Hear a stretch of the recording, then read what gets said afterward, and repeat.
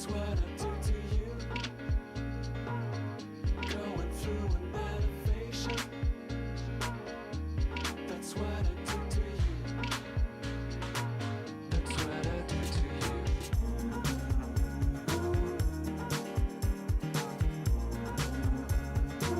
That's what I do to you.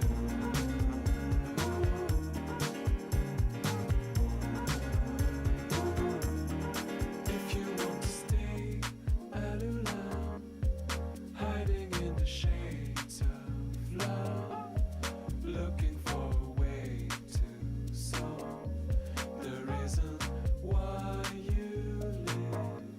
You need an insulation. That's what I do to you. Going through an elevation. That's what I do to you. That's what I do to you.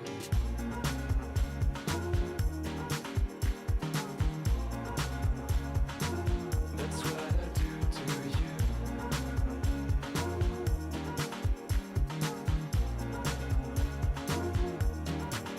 In this game, with the fame growing up, I know you want to get closer. It's a shame, but you will get burned. 'Cause my skin is on fire, my baby. Oh, my skin is on fire.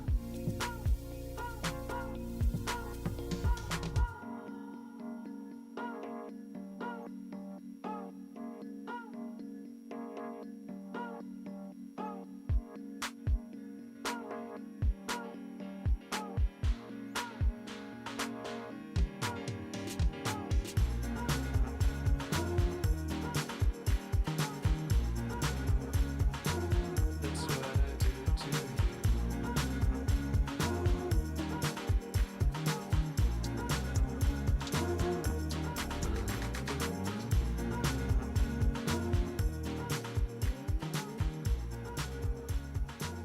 My skin is on fire.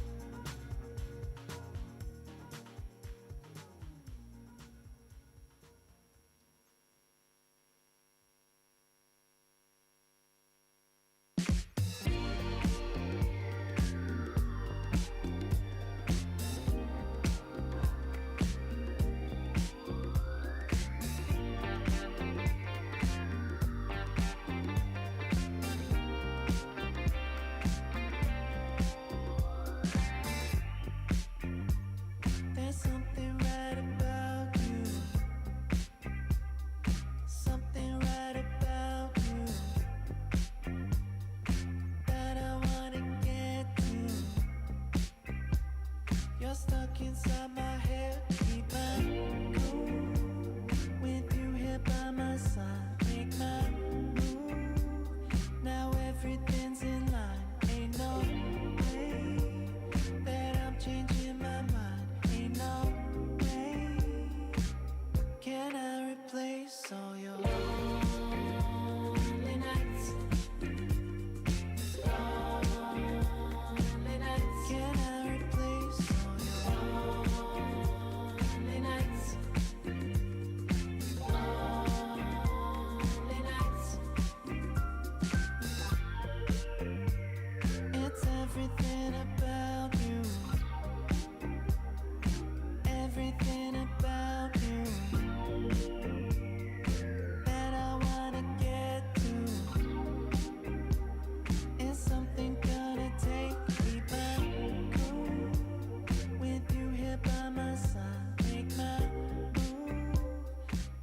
Can I replace all your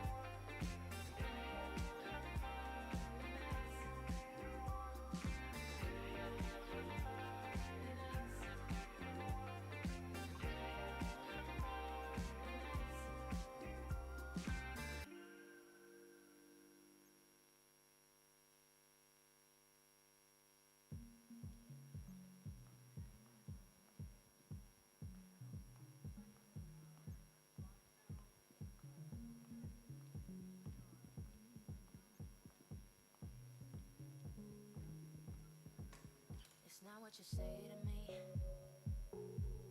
No, it's just the way that you say it to me. So tell me you want me tonight. Come over and sip on this wine. 'Cause if I'm faded, you're faded, we ain't fading too. I saw the best part of me inside you, calling you my lover without a title. So what you wanna do? Baby, I've been dying to know. Are you someone I can call my own? I just got you onto the phone, wondering if you already know. Because I promise you I'll protect you forever. Yeah, if you want me to, I'll stick with you, we'll settle.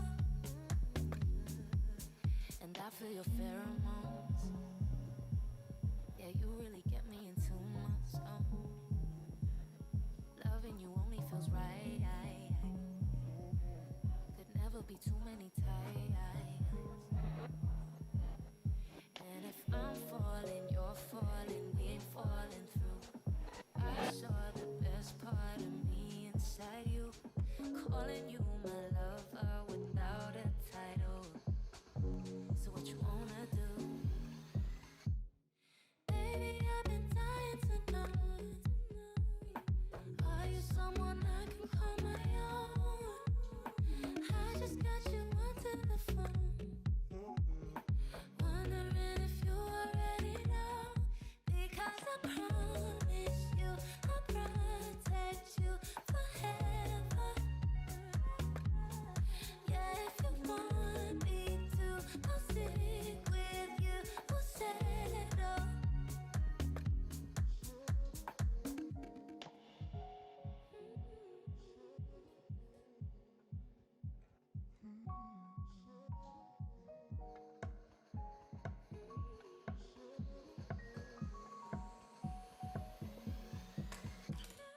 Baby, I've been dying to know. Are you someone I can call my own? I just got you onto the phone, wondering if you already know. Because I promise you I'll protect you forever. Yeah, if you want me to, I'll stick with you, we'll settle.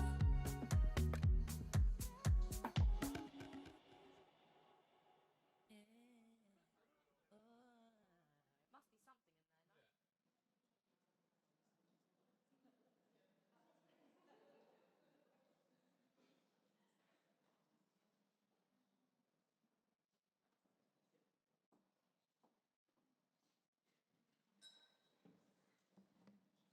All right, hello everybody. I think we're about ready to get started with this afternoon's event. So first of all, I want to say welcome to the remarkable women from around the world that have joined us for this. Today's event, is an opportunity to really highlight the incredible work that you've been doing on a global scale to continue working towards realizing a feminist transport reimagining. So thank you very much for being here. And I think just a round of applause for everyone who's here. So, for those who I haven't had the pleasure of speaking with yet this week, my name is Melissa Bruntlett, and I'm a mobility advocate, a writer, and author. And for the past year, it's been my honor to be a Women Mobilize Women ambassador, and to come to call the women that I work with at the Women Mobilize team not only colleagues, but friends. And so, from that, I'm proud to call myself a feminist and really use my life's experiences as a woman, as a daughter, a mother, and a friend to be a vocal advocate focused on inspiring more equitable mobility systems. Being a Women Mobilize Women ambassador has married my passion for sustainable transport systems with my feminist beliefs. And so getting to work with this passionate team and the larger network has really allowed me to expand my knowledge of the intersectional experiences of women from around the world, while also challenging my thinking to be a bit more critical about my own personal perceptions, having grown up in Canada, and to think about how that reflects the diversity of lives of others. And it started to really define what I've come to define as feminist, or redefine what I think of as feminism, sorry. I've come to realize through working with and speaking with the vast network within Women Mobilize Women and beyond, that this work is not just about mobility, it's about mobilizing change, and I am proud to be a part of that. In the years leading up to where we are now, we've watched as the situation for women and girls has come under threat, and their rights come under threat over time. Changes to abortion policies in the US, the rights of the LGBTQIA+ community in many countries being threatened with outdated views, and at this past year or so, the murder of Gina Masih Amini for daring to challenge patriarchal regimes. And while these events can feel overwhelming, and despite the pain, we see hope. Through countless protests organized by women and others standing up and letting their voices be heard, who refuse to sit back and accept their place, and perhaps best epitomized by the Iranian Revolution, spearheaded by those very young women. So as an organization, Women Mobilize Women is focused on increasing the representation, rights, and recognition of women in transport, and being an active participant in realizing a more feminist vision of our future. Since its inception in 2018, this has included the annual Remarkable Women in Transport publication, an opportunity to showcase some of the many women changing the way transport is formed, accessed, and proliferated, especially to the benefit of those who identify as women and girls. This year's publication, which I'm proud to present,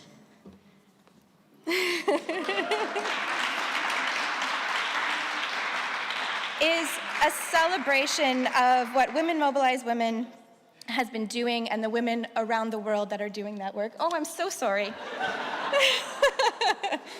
What is an event without a little oops? And so it really focuses this year, it's the 5-year anniversary, on the women that are using those remarkable voices that they have to further the feminist transport agenda on the ground. I'm going to put this down because it's heavy. As a warning for later. So tonight's event is an opportunity to recognize the women within the book and those who couldn't be with us for various reasons, be it travel or we just have a certain capacity of how many people we can fit in this room. And it's a really representation of their incredible and ongoing work. For each of the profiles, we asked these women how they would define a feminist transport system. And while each answer was quite diverse, depending on where they were and their experiences, one theme rang through, that a feminist transport system is one that ensures equal access for women and girls that is safe, meets their individual and varied needs, and is equitably distributed to everyone, regardless of their age, race, gender, or economic means. So thank you all for the work that you do. Over the next 2 hours, we will hear from some of the women featured within the book and others that have been working tirelessly to move this agenda forward. And we will take time to recognize those remarkable feminist voices in transport. So, without further ado, I would like to welcome our first speaker, State Secretary Barbel Koffler, to the stage to start our evening with a keynote address. Barbel Koffler is the Parliamentary State Secretary at the Federal Ministry for Economic Cooperation and Development, and we're happy to have you come to the stage and share your words with us.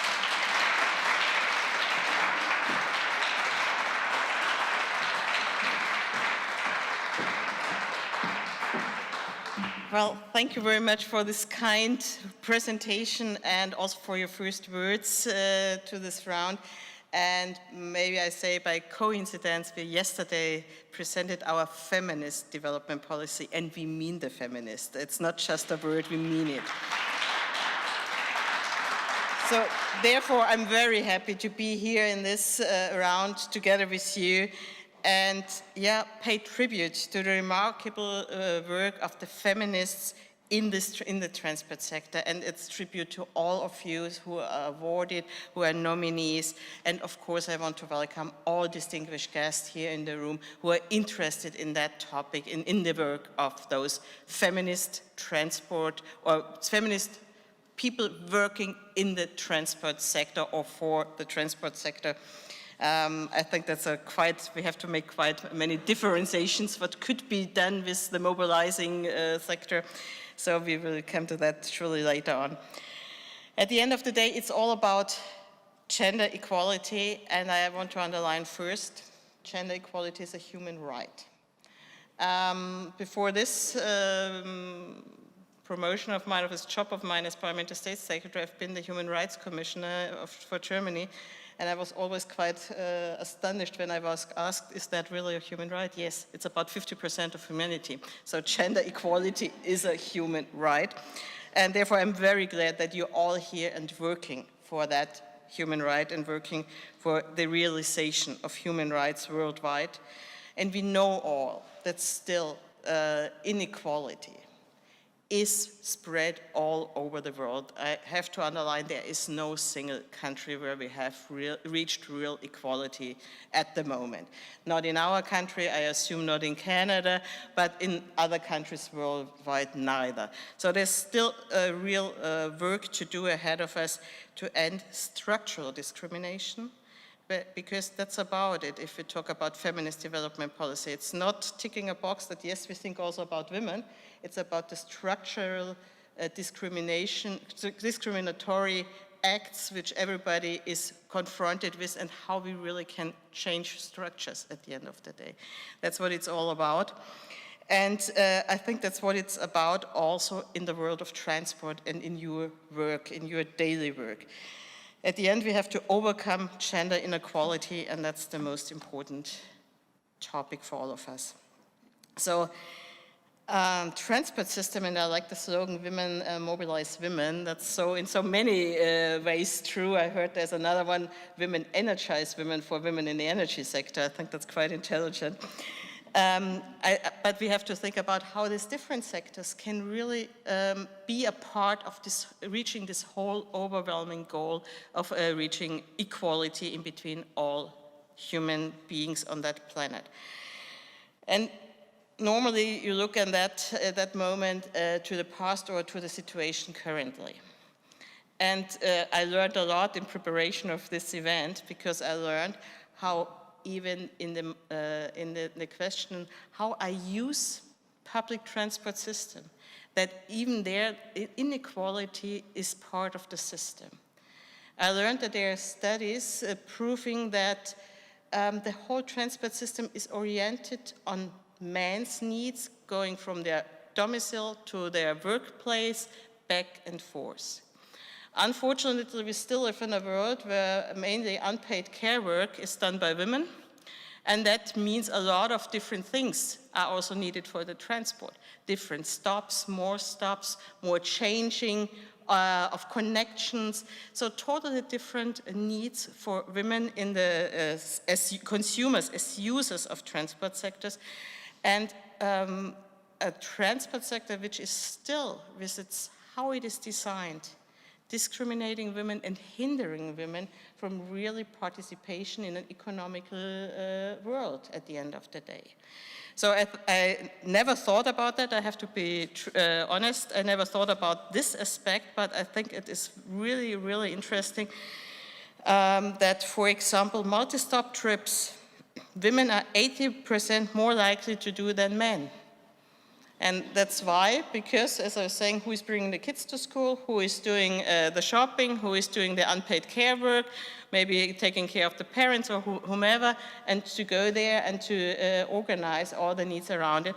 But that is not reflected in the transport sector, mainly. And I think that's one of the real big issues where the transport sector also can support women to be better, or to have a better access to economy or to participation in the work sphere if they change their office. There's this ILO study I'm sure that everybody in this room knows, which is highlighting that this limited access and, second aspect, also safety of transport, which is not really there all the time, is the greatest obstacle to women's participation in the labor market. Never thought about that, especially also in developing countries. And it's reducing, and it's a remarkable figure, it's reducing the participation of women by 16%. Only the issue how the transport sector is organized is hindering the participation of women at the labor market of about 16%. So if we would design that differently, that would help already tremendously amount of women to really have their fair share on the market, on the labor market, and the economic sphere in society as a whole. So that's why we think that three moments of participation we have to discuss. We have to discuss 3 levels. Women as the transport system users, women as transport system workers. I think that's also quite important to realize what is in the work sphere done or could be done. And that's also what it's all about, feminism. We have to have women as decision makers in the transport sector who are really then in the position to change politics on the ground. So I talked a little bit about women as transport users already. If you summarize, it's about accessibility. So how are we entering transport systems, for example? Maybe with a buggy or whatever, or with heavy loaded things you're buying for daily consumption. It's about appropriated sanitary facilities. That has to do with safety also a lot, yeah? That you have really access in those public transport surroundings. It's in general about better safety. I don't want to bore you with statistics, but sometimes I think we have to realize the figures a little bit. 3 in 5 women worldwide report that they have been sexually harassed in public transport. 3 out of 5. And if I see you nodding, I assume everybody has his own memory and could maybe add a story to that fact and illustrate how painful and how discriminating that is. And at the end of the day, it's about money, it's about the tariffs, it's about the schedule system, which has a lot to do how I can really afford to use public transport, and is that designed to include women or not? So for political level, it means, of course, and that's a discussion we have in Germany, I see colleagues from the parliament here quite often, it's about financing our public transport system. And I think that's worldwide one of the big issues. How do we finance it? Do we really finance it sustainable and in a way that those topics I was just mentioning are included? So it's about improving standards and really financing it. Second important point are women as transport system workers. Well, worldwide, this sector is a sector which is not really one coming up with the best working conditions. I try to be polite and diplomatic. And it's, of course, we have to differentiate in various circumstances, it's different. But it's a sector where informal sector is playing a big role in most of the countries. Normally, as we all know, informal it is because it has no formal security network, it has no formal social security network, it has nothing which is backing you if problems in life and everyday's life are coming up. And most of the women working in the transport sector are informal workers. So at the end of the day, it's about finding jobs for women in the transport sector.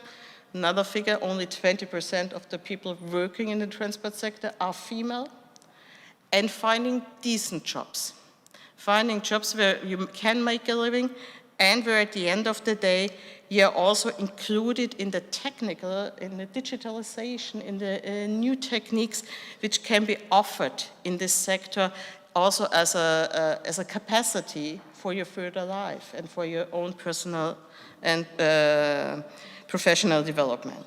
So it's about the quality of work, it's training and education, it's the working conditions, the question on decent work, and it's about the participation and sharing or shrinking this gender digital gap, which is also existing and which has a lot to do with a technical profession and a technical world like the transport sector. And the third component, which I think is important, is we have to have more women as decision makers. In transport sector, I would say in all different sectors. In politics worldwide, there are not enough women in decision-making places, but also in the transport sector. Because how can we expect that the needs we just described, or which are clear by studies, clear by now, that they are really then fit with decisions if there is no women in the decision-making position to really push the process. And in my experience, it needs women to push the process. Don't know if somebody has other experiences, but I strongly believe that from my experience. So it's about really finding a possibility to make decisions in the transport sector for women and with women. That's, I think, the key idea. And as we're talking about feminist politics, it's about the 3 R's. It's about the rights, it's about the resources, and it's about the representation. And in that case, I would say representation really matters because it can make a difference, it can make a change. Also in a world of a modern transport sector, which has to do a lot with getting the sector as a solution to questions on climate change, for example, reduce emissions, come up, as I was saying, with capacity building and decent jobs in technologies which are needed and which also women should especially participate. All in all, there are a lot of challenges. You pointed them out also yourself. But I always want to be optimistic on an occasion like that because there are more and more people really realizing the potential, not only of the sector, but especially the potential of women. And as thankful really to all of you, a great number and a growing number of women who are advancing all those, or who are giving answers to those questions which we just discussed or we will discuss on later. And of course, many of those are here in that room now, presented here in that room. And I'm very happy to see you all here and especially learn from all your experience all over the world. I think it's a really wonderful occasion to learn from all continents, from various backgrounds, where the challenges are seen and what could be done to support equality in the transport sector and to promote and support women. As I was pointing out, my ministry wants to strengthen everybody who is engaging in feminist development policy and feminist policy as a whole. And of course, we want to strengthen game changers like you. So that's actually what is really, really deep in our hearts and why we also support TUMI, the Transformative Urban Mobility Initiative, and Women Mobilize Women. We are very happy that we can support you from the Ministry of Economic Cooperation and Development side. And it's fantastic that there is a support to more than 1,000 experts at the moment possible. And I think a few of you we see, probably the other ones are in the book, most of them are in the book. But it is really a pleasure to do so, and it's something we want to continue and expand because at the end of the day, there is so much left to do. I didn't talk about how do we collect the data which we need for promoting women and promoting equality. So there's so many things still to do, and I'm very happy really for my ministry that we can support you in your work on that. All in all, I leave it with that because we have a very interesting panel discussion with panelists from all over the world. We have participants who should raise their voice and come into the discussion. And I want to thank you all for being here, sharing your experience with us here in Berlin, and feel welcome. And thank you to GIZ for hosting us.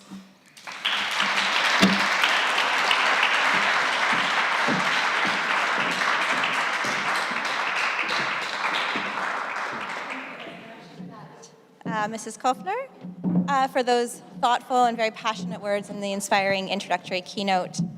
So as she indicated, following on, we are going to have a discussion that will include State Secretary Barbara Kofler, and I would like to welcome you back on the stage. along with our other panelists. So our first panelist, in addition, wherever you would like to sit, your choice,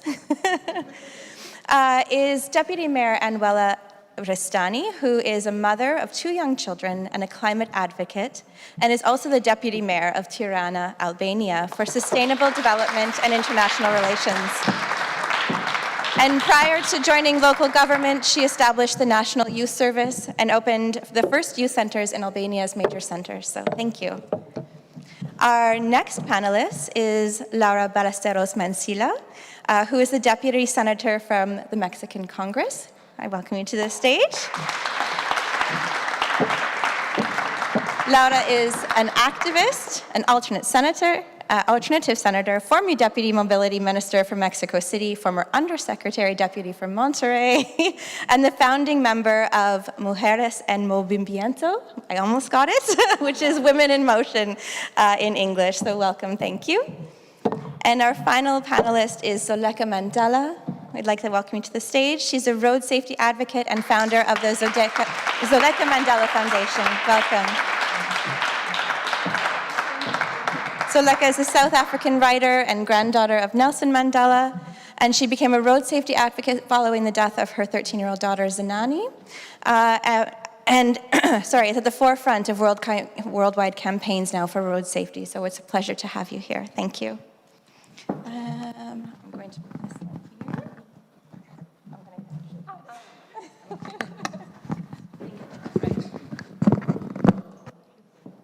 Yeah, I think I'm good. All right. All right. So, to start with, I want to reflect on the process of collecting stories that we had for the Remarkable Feminist Voices publication. So throughout the interviews, my colleague Ari, who's standing over there, and I, many of the women noted that despite women and girls making up half of the world's population, which we've noted, projects, programs, and policies that address their needs are often viewed as special interest programs, particularly for racialized and marginalized groups. And so my first question to each of you, or to all of you, is what can and must we do to keep feminist projects at the forefront of development policies? And do you have any specific examples of a time when it became clear that there is becoming this shift in thinking or recognition of the place of the needs of women and girls in development policies? So whoever would like to start, there's, yeah. Oh, here we go. Yeah. I'd like to say hello to everyone and thank you so much for this opportunity to be here. So in my experience as someone who has been advocating on road safety and issues that affect women and children, I've done so not as an expert, but simply as a woman and a mother living in Africa.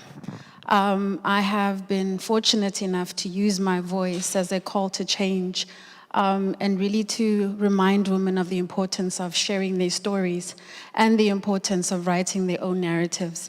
Because I think it's very important that we do so, because I think behind all the data and behind all the research and expertise, I think people tend to forget that they're real human experiences that people can connect to. And so mine is really just to continue sharing my story and inspiring women, and really just, I guess, pleading with your development agencies to really give more support to women and girls, and allowing them to have their voices heard. Thank you.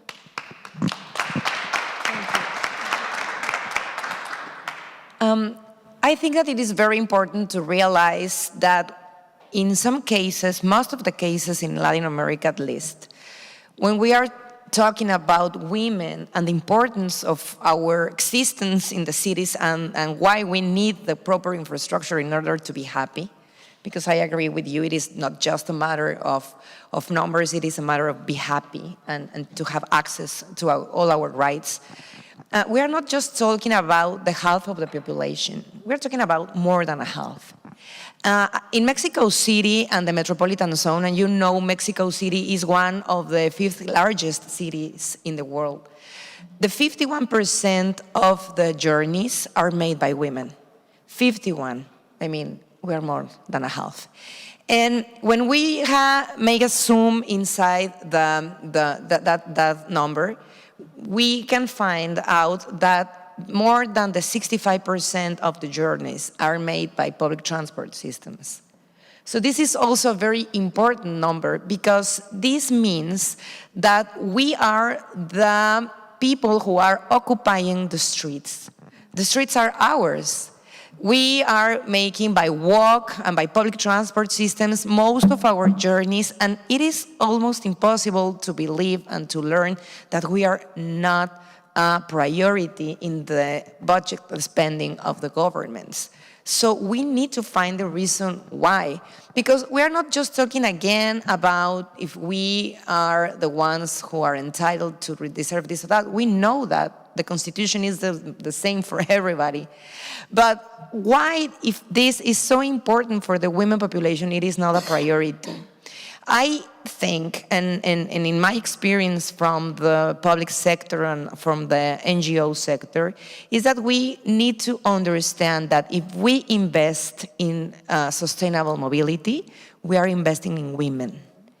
And this is the most important thing to realize why our job is so important and why we need more support.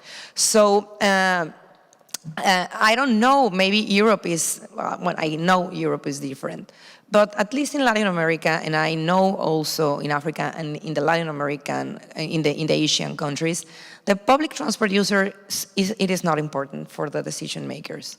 So let's make them to understand that if they invest in us, they are investing in more than a half of the population.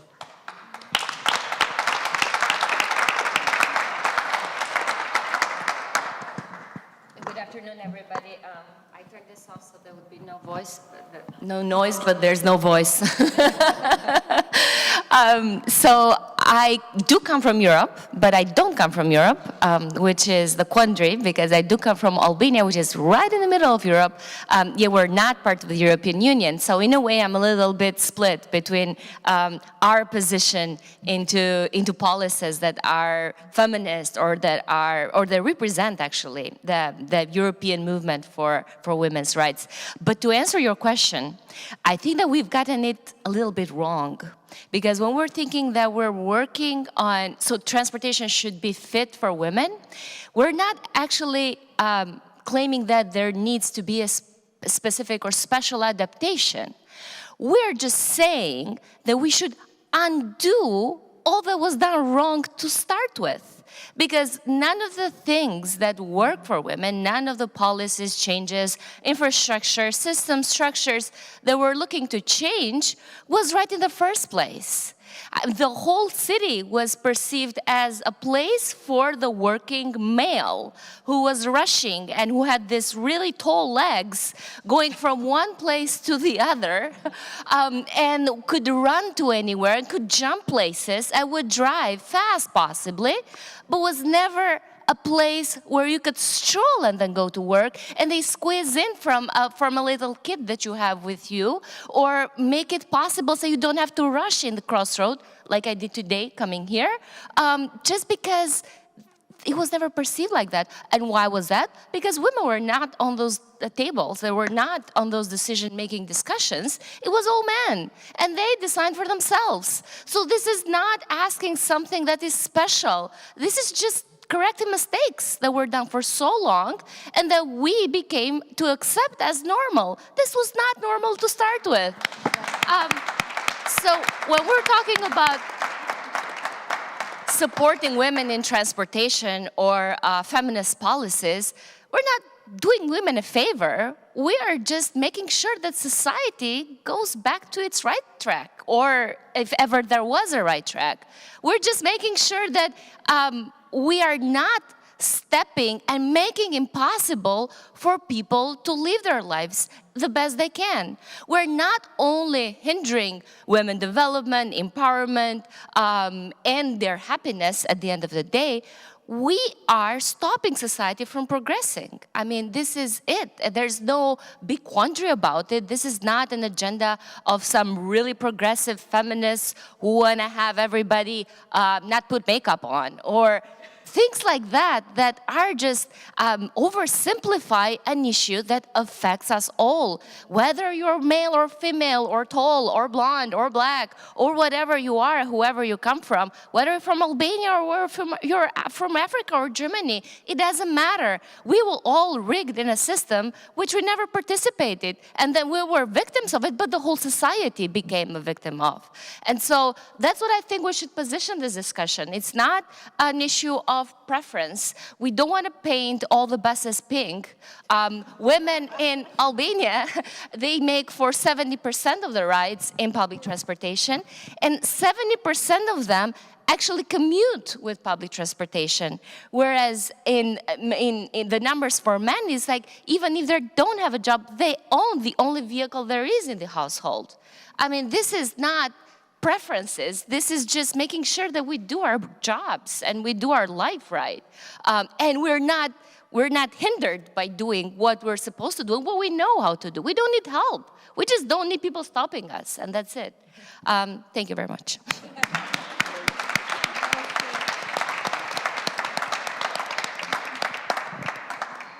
I have to remember this sentence. It's not about painting our buses pink. I really like that because it's really fitting to the questions you get if you talk about feminism. They all ask you, don't you have another problem? Or we have so many challenges in the world, what are you talking about? And actually this answer is the right answer. It's not about painting something pink, it's about real spaces or putting the women in the position they earn to correct and transform structures in society.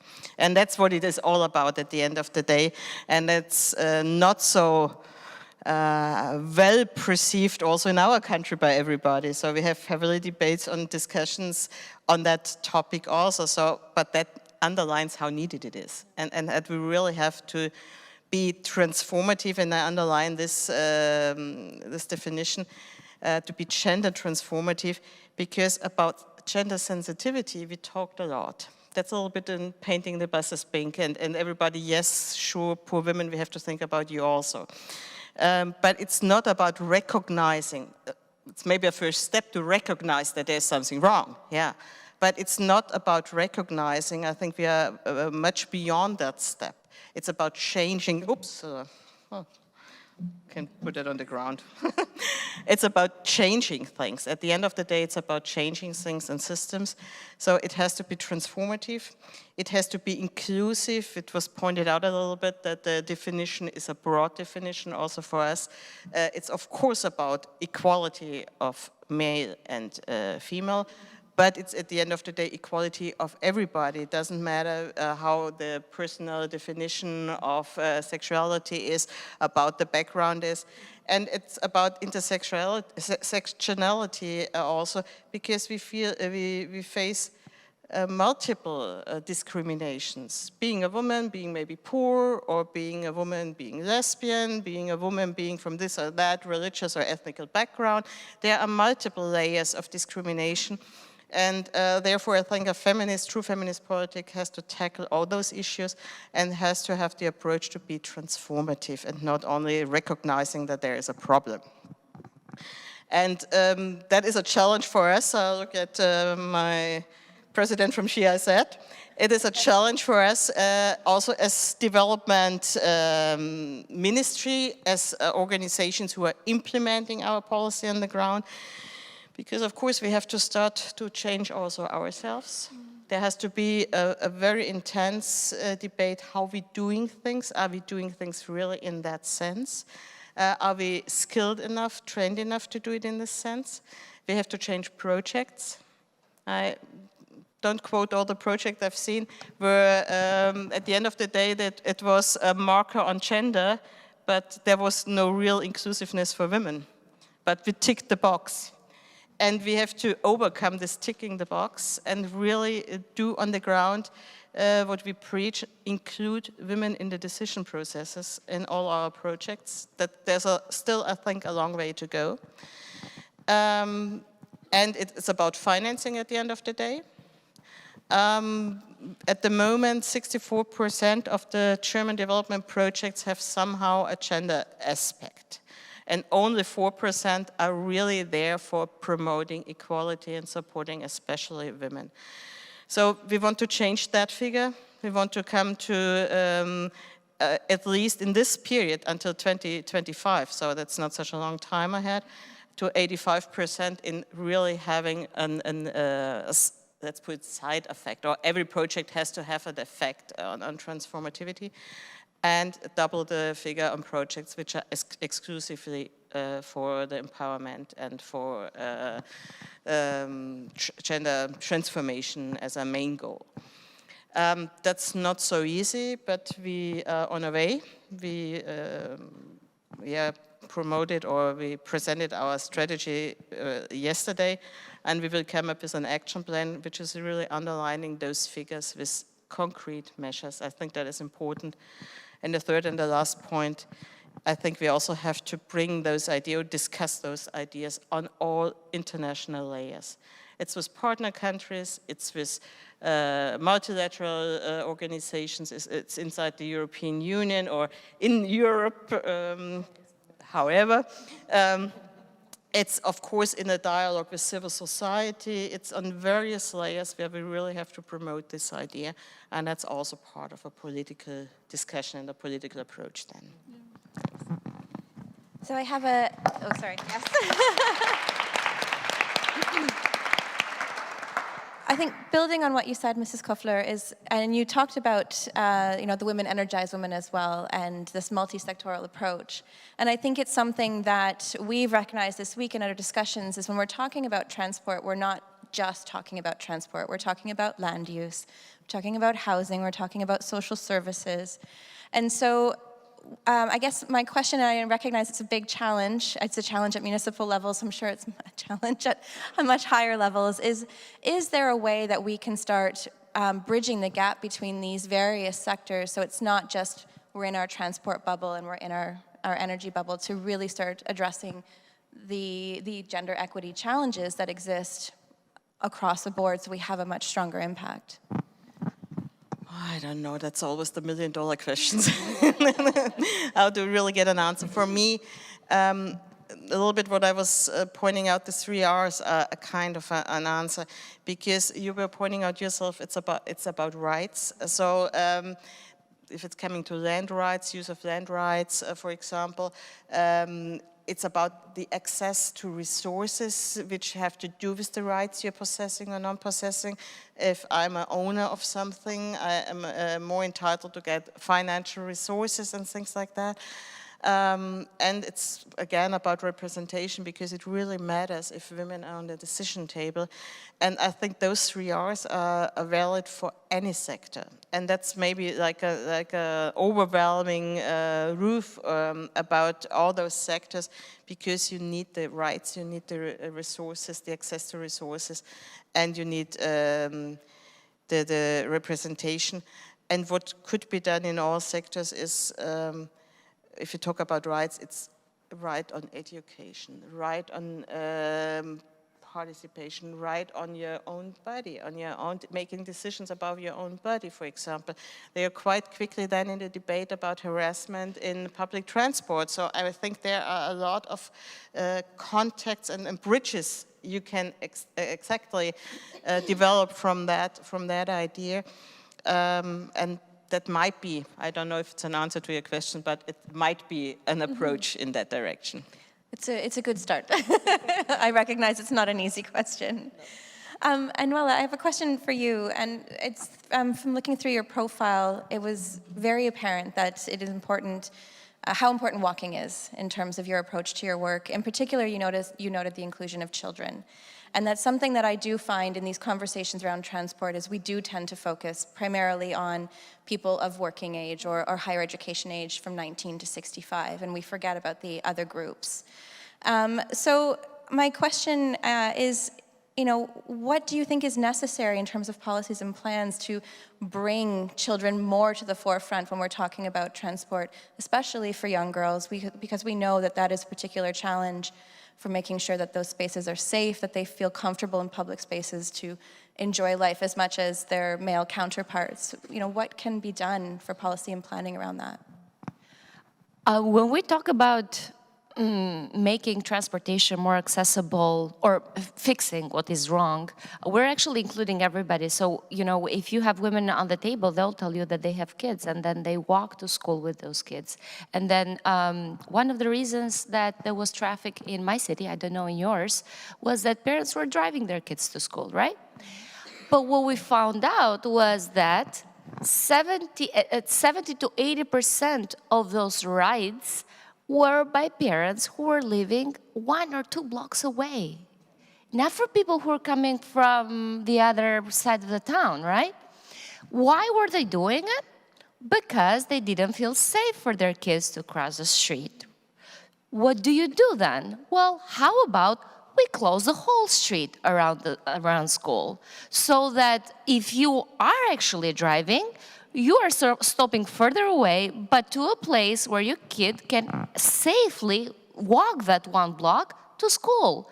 And what do? Then 70% to 80% of the other households and other kids can actually just walk. I mean, because it's great to walk. I mean, it's the greatest thing in the whole entire universe. We're able to walk independently from anything else. I mean, you're not depending on this metallic box. You're not depending on anything but your own feet, thank God, that if you have them. And for those who have the disability, assisted by things that replicate walking, basically. And so one of our projects, at least in Tirana, it has worked, and I don't know if it's applied in other cities as well, but we're working, thank you GIZ, very closely also with GIZ on implementing it, is to actually close entire blocks around schools for just, and those are called streets for kids. Why they're cool is because not only do they work for the rush hours, but they are small parks for the kids to play around after school, right? Because where do they play? I mean, what do they do? If you're living downtown, obviously you don't have a park next to your apartment building, but school ends at like midday. I mean, 2 max. So what do you do the rest of the day? I mean, you get stuck on your tablet or you do homework and you get bored. You have to have that interaction. And if you're so close to the school, why not use that space for those extra hours in a safe way so that, you know, you have physical barriers to traffic. You have huge concrete places where they serve both as benches, but as a physical barrier to any threat that doesn't let kids play in a free time. How we started this, because it's not easy, guess what, was that we had this street parties. And so you basically closed the entire street, which was a street where cars would go by, normal traffic, cars would be parked, and then they would be the ones going by, and then people would get squeezed in like 30 centimeters of sidewalk. Then we closed it for like an afternoon, right? We've had afternoons that were really sunny, and we're making bubbles, and kids were just having their rollerblades and roller skates and stuff like that.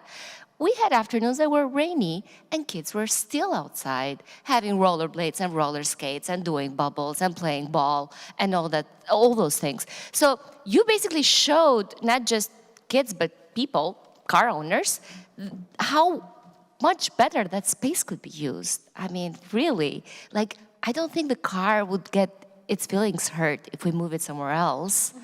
But our kids are not gonna be thriving if we move them from the street and into confined small places where they have no interaction, they get no knowledge from the environment, they have no creativity, and they cannot socialize. And so I think that this is not just a policy, this is a feminist policy, right? So it illustrates exactly that feminist policies are not pink and womanish, they're everybody-ish. So. Thank and we're you. making up words now. Zaleka, my next question is for you. And in your profile, you provided a number of personal stories in terms of how your experiences have informed your work in advocacy and road safety activism. And so I wanted to ask how important you think the collective sharing of these experiences, both in terms of the trauma but also the joy, are for those who identify as women in terms of pushing that shift towards more equitable transport, and how can we share those stories in an inspiring way to help inspire others? Is this on? I think so. Hello, yes. Okay, so I mean, I've always been a believer of sharing stories and sharing them in their entirety. I do believe that when we do that and put our stories out there, we are promoting a catalyst for change, because I feel like nothing can ever happen in silence. I've been fortunate enough to, again, continue to share my story with women as a reminder that even sitting here, every single one of us here has something to say. We have an untold story. We have voices that need to be heard that can positively impact the lives of society, of the world, even if it's just one person. And, I was raised by my grandmother. I was raised by my mother. And these are women who have taken quite a significant role in the history of South Africa. Women that I know that were not subordinates, but women that really fought against things that negatively impacted a woman. And I think in my experience and in sharing my stories, I've really found that it's in many ways brought a lot of women together, made them feel safe and comfortable enough to talk about things that are uncomfortable, and also to give them a sense of feeling like they're not alone. And I think it's things like that that kind of are needed to build some kind of movement. And so, with the exposure that I've received, for instance, from my grandmother and my mother, the exposure to their resilience, to their strength, to their power, and their sense of selflessness, I think has a lot to do with how it is that I believe I need to share of myself and my story for the betterment of others. And it's really also just to remind people that, just being a Mandela does not make you exempt from what's really going on out there in the world.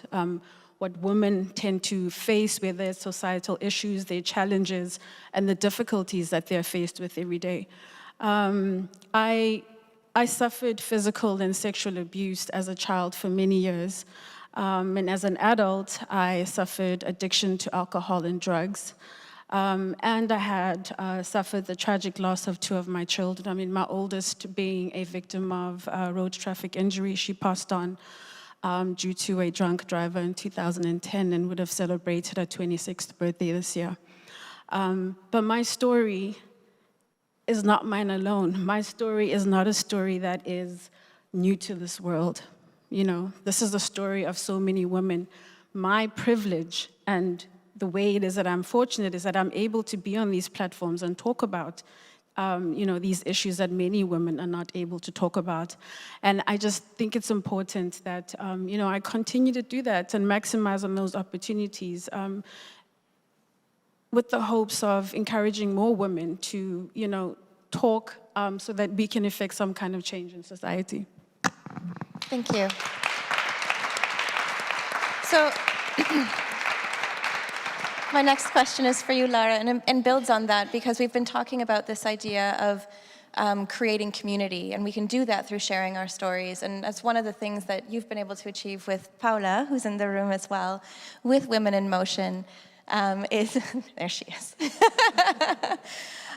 is sharing your experiences as women who are leading in mobility in LATAM, in Latin America, and also helping those globally to understand the potential and providing opportunities for leadership and networking, which, as I understand, began 5 years ago at the first Women Mobilize Women conference. So I wanted to ask you to talk a bit further about the importance of this network of women in terms of furthering that conversation and the work around representation and action for women's mobility needs. Yes, of course, absolutely. We were born 5 years ago in the Women Mobilize Women forum at that time, inside the ITF. And we understand at that moment, and I think that was one of the most powerful ideas that my colleagues and I have, more than 8 women all around Latin America, but also colleagues from Europe. We understand that we are not alone. And for a woman, understand that we are not alone, it is the most powerful thing that can happen to you, because we are not. And that's the reason why we created at that time this network. Right now, we are more than 500 women around Latin America and Hispanic America.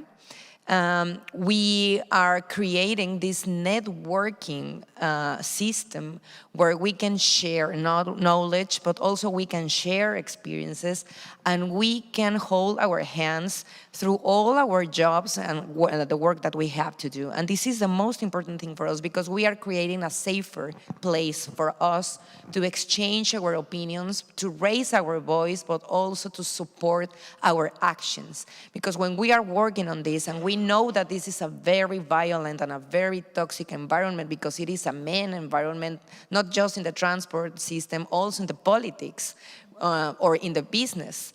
So it is important for us to support our action and to be there when someone is taking a hard decision or doing a hard work.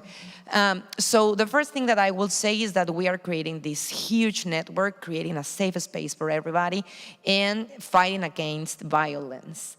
Because our colleagues, my colleagues and I, when we decided to create the network 5 years ago, we took this decision that never alone and never want to see other women passing through the things that we were passing through in the last years. Secondly, we are also very focused on the capacity building of the women who are part of the network. I mean, they are great technicians, and we understand that if we give them more access to more knowledge, they are going to improve their capacities.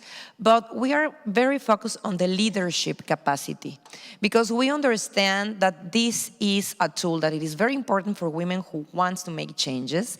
And it is not a thing, leadership, that you born with that. You know, it is like, oh, you're so lucky, you're a leader because you were born like that. No, that's silly. I mean, it is a method.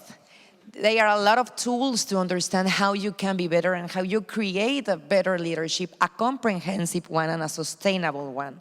Because women have different codes, different than men in terms of our leadership. We build our more circular leadership, a transversal one. We don't think in this triangle of hierarchies, and we understand power in a different way and empathy in a different way. And that is the reason why when we are creating cities, we are creating cities for all, not just for a small part of the population.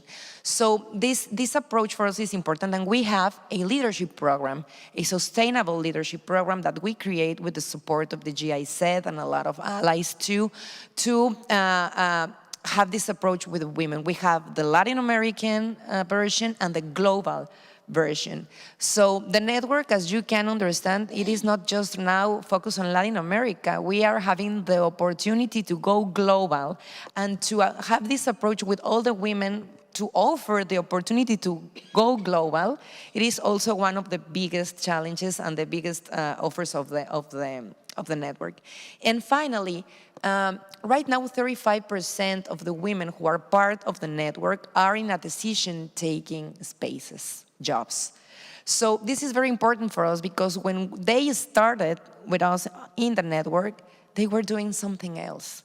So we understand that once they are taking the program, once they are having the proper support about what they are doing and the support of the network, they are improving their capacity to go further and to be stronger.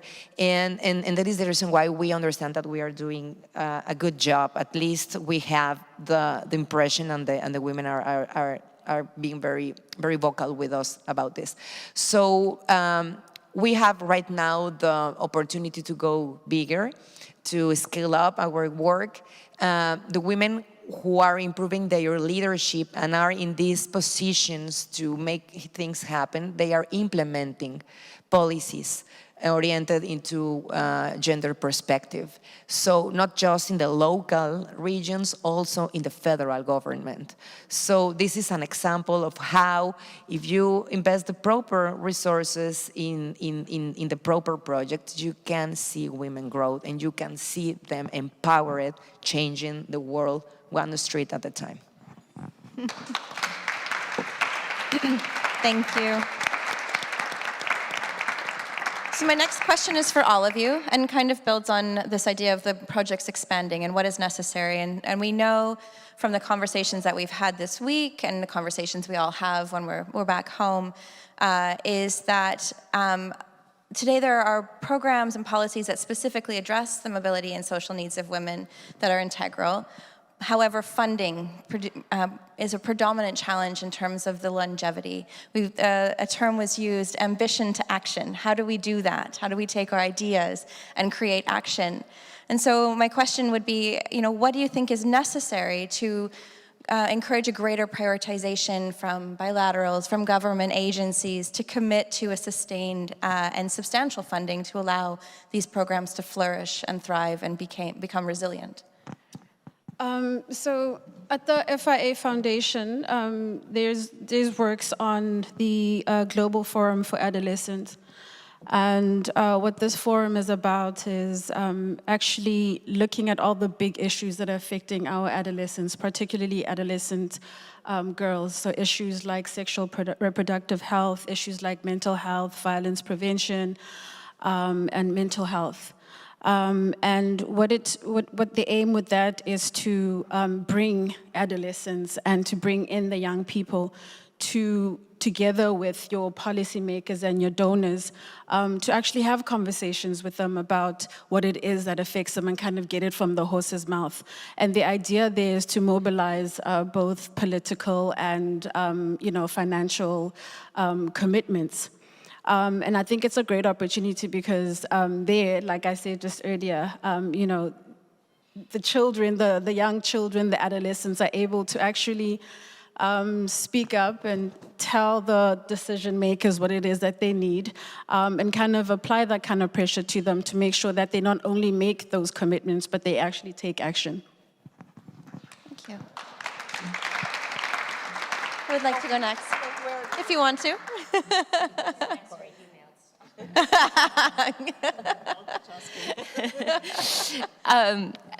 Your question actually is really interesting because we have an example of how that happened. We had a little issue called climate change that was just sporadic, right? In our budgets, you had this little line, climate change, climate mitigation, and all of a sudden, everybody realized it's not one issue, it's all the other issues had to work for this one major problem. And so I think that that's a perfect example of how we do this too. So if we're just saying, oh yeah, we have that feminist component in that plan to revitalize our streets, but check. No, we're gonna always have money to revitalize our streets, right? We're always gonna have money for public transportation. We're always gonna have money for social services. We're always gonna have money for street lighting. Always, that's always gonna be there. These things have been going on for like hundreds of years. So instead of putting a line in the public lighting that is, oh, this also helps women's safety. No, we do public lighting because we have to do it for everyone, including women's safety, right? So I think reframing it is the key here, and budgeting in the sense of not as a separate sector, but overall within that thinking, that is how you ensure the money flows in. It's the same money. This is not going to be a new source of money just for feminism or for female agenda. This is the same money. It's just going to be used better. And hopefully it's going to be used by women as well, right? Or, you know, it's going to be decided by women as well, where it goes and how it goes, and how it's being spent. So I think that is a solution. And we have to tap on the climate change example, because that's how it started, and look where we are now.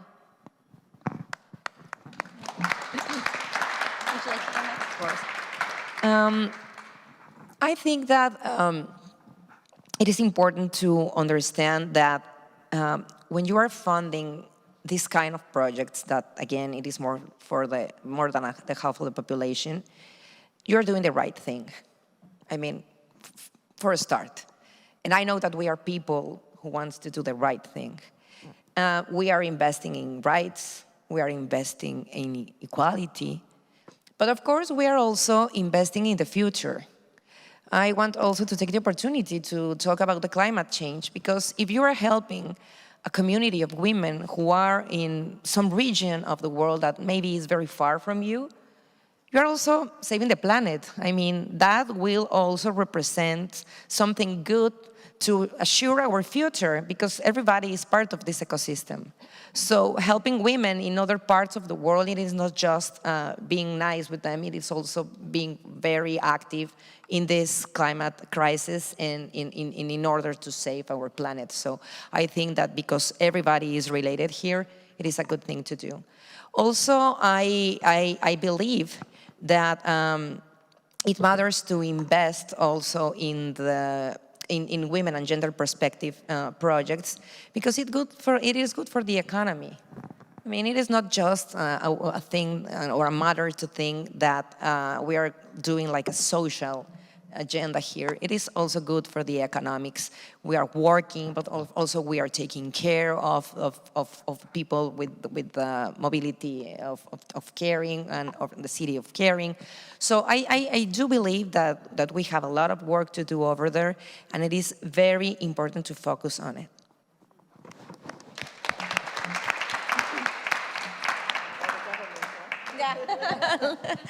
It's a tough question. I was just listening to what the others are saying, what their expectations to a government are, so that's a little bit easier for me to answer that. But there's not a lot I can add. It's about the political will that was pointed out.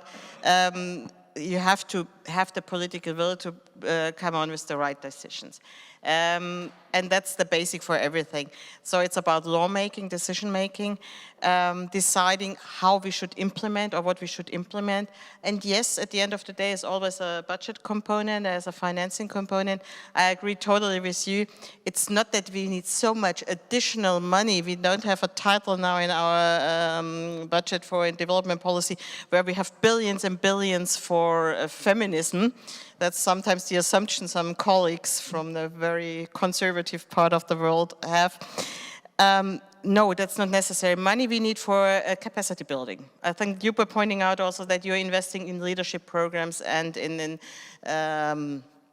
empowering women to lead then and really come into their place. There we need something additional, but the other things is really the reframing and rethinking about things. And I'm totally agreeing to what have been said.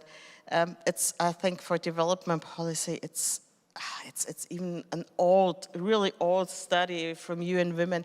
You never will develop a country if you exclude the women, if you not use the creativity of the women, if they are not economically empowered, you're losing in the whole range of not only humanity issues or issues of being fair and being sharing the richness of the world, but you're losing economically, and that's sometimes something maybe which is understood better than talking about humanity at the end of the day. You're losing in economic figures, and we have to point that out, that you're really losing economically, socially anyway, because if you not invest in those part of the population who at the end of the day is the more than 70% burdening the necessary work, care work and work for having a sustainable life with each other, investing in the next generation, And you're totally right. I strongly believe there are different decisions if it's coming to the emissions of carbon dioxide or whatever, to all the ecological issues if you let women make decisions. We are not the better people, but we have to have our creativity brought into power and then coming up with creative ideas, and those ideas have to be heard and implemented. So it's about that.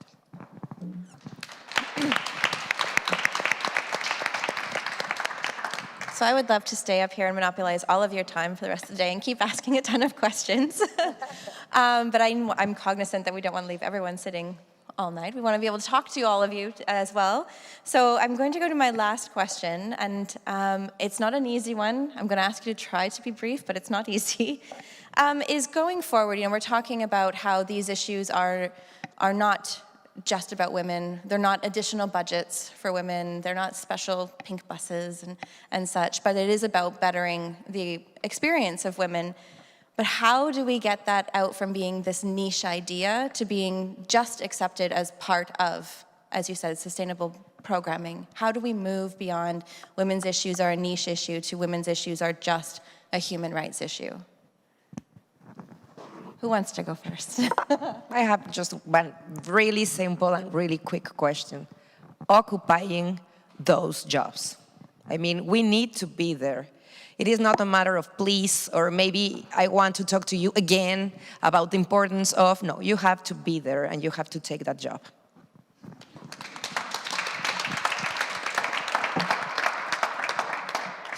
We simply have to do it. I don't want to convince anybody about the necessity. I think we have to do it in the political sphere. And sometimes we have to be a little bit more provocative. That's why we choose also the title feminist policy, because it's still unfortunately provocative. I had that question yesterday from a German television station, why we call it feminist. Yes, because that's expressing exactly what we want, putting women in the center of all our decision making. And to use that instrument, I think we should be aware of, and we should be strong enough to do so, because that's coming up reactions then. But that's what we want.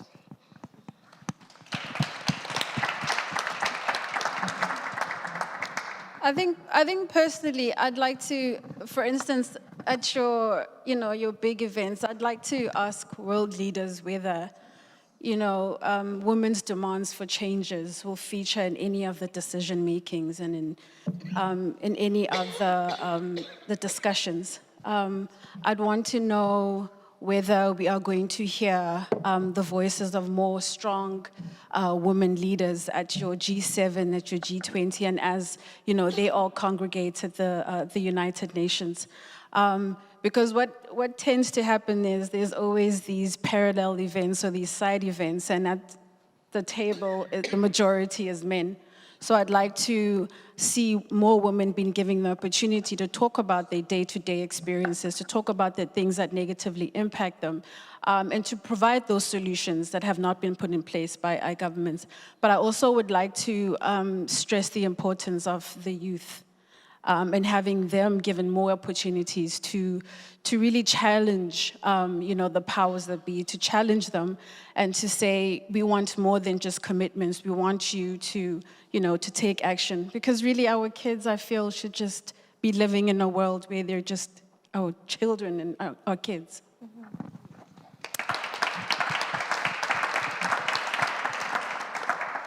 Before I answer that question, can I have your help into thanking the best moderator I've ever been with? I mean, how good are these questions, and how good are you? And I'm going to answer in two news. I mean, there's like a bad news and the good news. The bad news, to answer your question, is that nobody's going to do it for us. That's for sure. You're not going to have world leaders who are, 97% male, wake up one day and say, oh, you know what, guys, we have to have like 50% women here. Let's just like get half of you out and bring them in. Not going to happen. But the good news is that we could actually do it. Women can actually do this. I mean, we will give birth. Like, they got this. But because we haven't been very structured. I mean, we haven't had the attention to be really structured, right? Because we're so overwhelmed. I meet successful businesswomen every day who run companies and then go home and cook. I never met a successful CEO, a male successful CEO who does all the work and then goes home and cooks and washes their kids and stuff like that. They just go out for drinks. And so how about us going out for drinks? And I don't mean like, you know, getting smashed, but how about a little, yeah. But how about, yeah, just to wear it off a little. But how about we do a little bit of this? I mean, it's worked so well for men, right? This camaraderie, this fact that yes, you do have your work, and yes, you do have your kids, and yes, you have to take care of the whole entire universe, but how about we get together and take a little bit more care of each other, right?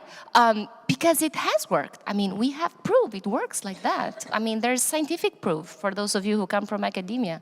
And so I think that's where the secret lies. And we haven't done enough of that. And that is not to say that we should, you know, just feel guilty about anything. No, we haven't had the chance. In our minds, we have been taught that this is everything that we do. We haven't been taught that, oh, you have to sit with your girlfriend and help her get a job. Nobody teaches us that, right? But that's what we have to do. And apparently, that's where the secret is. Yeah. Thank you.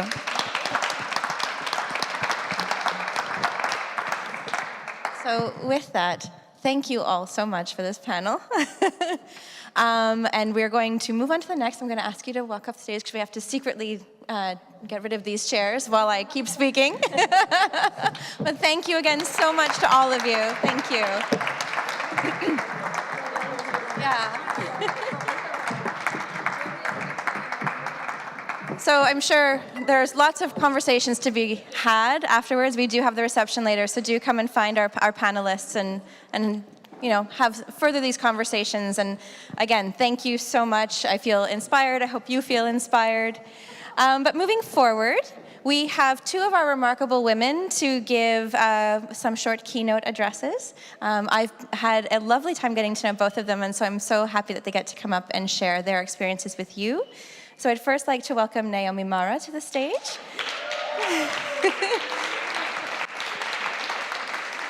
Naomi is the CEO of the Flown Initiative, which is an organization at the forefront of creating a safe and professional public transport industry in Kenya. Thank you, Naomi. Hi, everybody. So I'm going to talk about reimagining a feminist public transport. And please forgive me, I'm going to focus my talk in Kenya or about Kenya. But I'm going to mention a couple other countries.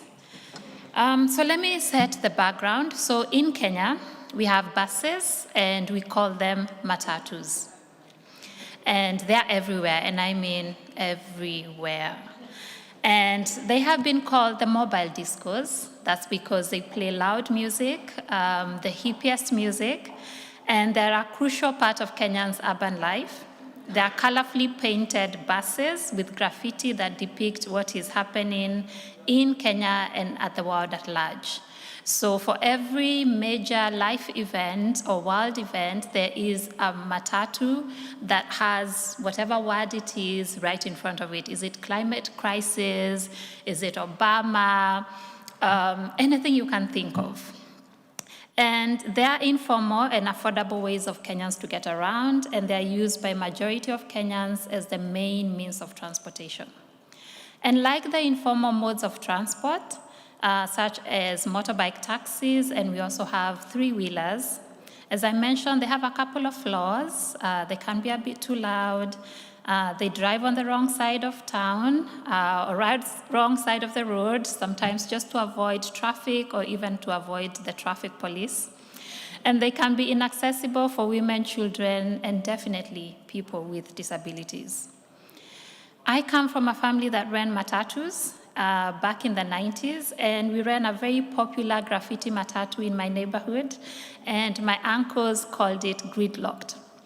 And Gridlocked is an American black comedy film that stars the rapper Tupac Shakur. And my uncles loved Tupac. And as a result, I grew up listening to his songs, and I can sing along to all his rap songs, even up to date. And so 7 years ago, I stepped into the family business, and my family was not impressed. And to bribe them, I named my organization after my parents. I figured they can't shut down an organization named after them, and I have to say I was right. But I brought with me a twist, a feminist perspective. And this is what informed my perspective, and I'm just going to go off my notes a bit, just to, inspired by Zoleka, that I was, part of the feminist perspective was that I was also physically assaulted at a bus terminus in my neighborhood. And I'm not alone. Women all over the world face sexual harassment and violence when they take public transportation. In Kenya, we stand at 88% of women. But in Kenya, we are not alone. In a 2014 study conducted in the US, it showed that public transport was the second most common place for street harassment. I dug around, and in a study by Plan International in the German cities of Berlin, Hamburg, Munich, and Cologne, women and girls' experiences are characterized by verbal abuse, sexual harassment, fear of assault, and strategies to avoid these incidences. That number is even higher in a place I've worked, and that is in Cairo, where a shocking 95% of women have been harassed. But I want to emphasize that these percentages range all over the world, and there's not a single transport system where women don't experience these incidences. And these barriers to accessing public transport, and this is just for women as users, lead to a massive financial loss for women, more commute time as they try to avoid the dangerous routes, and eventually women drop out of a system that isn't built for them, isn't designed to support their travel needs, and puts them in danger. And that means instead of women taking easy, environmentally sustainable transportation to work, social events, and services, they either decline or leave jobs that require commutes, and they spend their hard-earned money and savings on safer but much more expensive means of transportation, thus leaving them out of building savings for financial independence. Now in Kenya, there is always a headline, give it a couple of months, that state that we should get rid of matatus and informal public transport systems. Unfortunately, millions would be stranded and thousands of youths would be unemployed. Please note, in Kenya, about 60% of us are below the age of 35 and are employed in the public transport industry. They say the system doesn't work, let's get rid of it, but I say no, we have a lot to work with and we have to put in the work. So for the past 7 years, the organization I named after my parents, we've worked with over 3,000 public transport workers, over 100 plus transport stakeholders, and 1,000 women professionals to implement interventions. Some interventions have been great, some have not been great, but I'm not going to talk about the not so great. But here's what has worked. The interventions with the greatest impact are driven by research findings and working with public transport organizations to implement changes to the existing systems. One way we are doing this is by offering trainings on how to improve commuter experience for women. For example, matatus would change their routes unexpectedly, and women would end up in totally unknown neighborhoods. But now buses are required to display their route, fare charts, and contact details on how and whom to report these incidences. But even when incidences are reported, there is no agreed upon grievance system.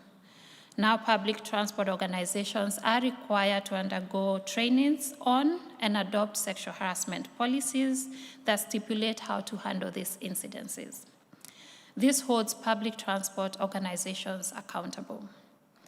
We've also been addressing the intersectionality by incorporating trainings on how to plan, interact, and support persons with disabilities, including their caregivers, who are mostly women. Depending on who you ask, Kenya has about 7 to 10% women professionals working in the public transport industry. We have also been actively recruiting and shining a spotlight on women working in the industry in order to get more women to join. When women work in transportation, they are in positions to make changes.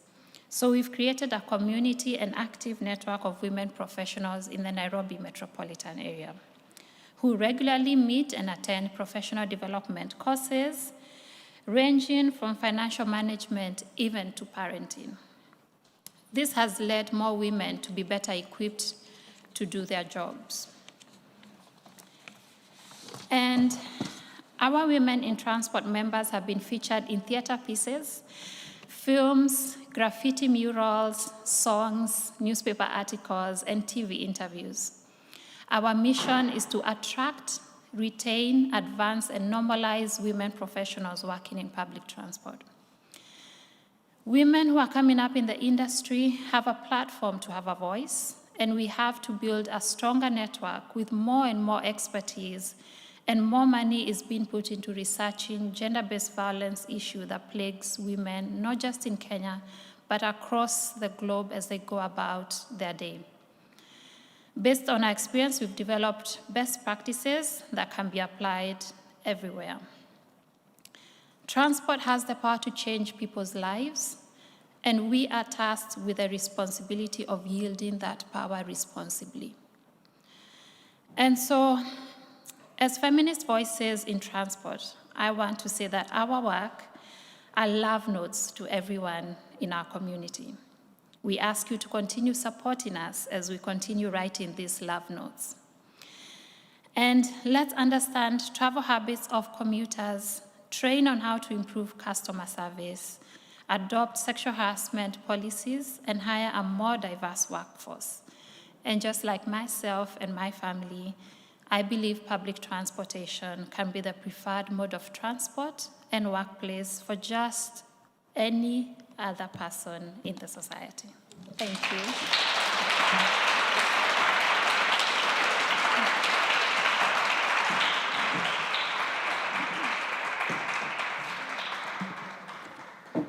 Thank you, Naomi. I love that idea of love notes, so thank you.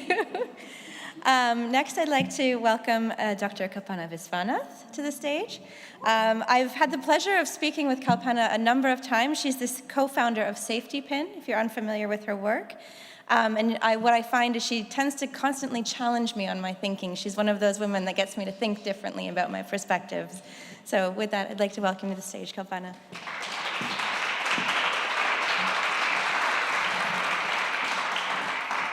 Thank you, thank you.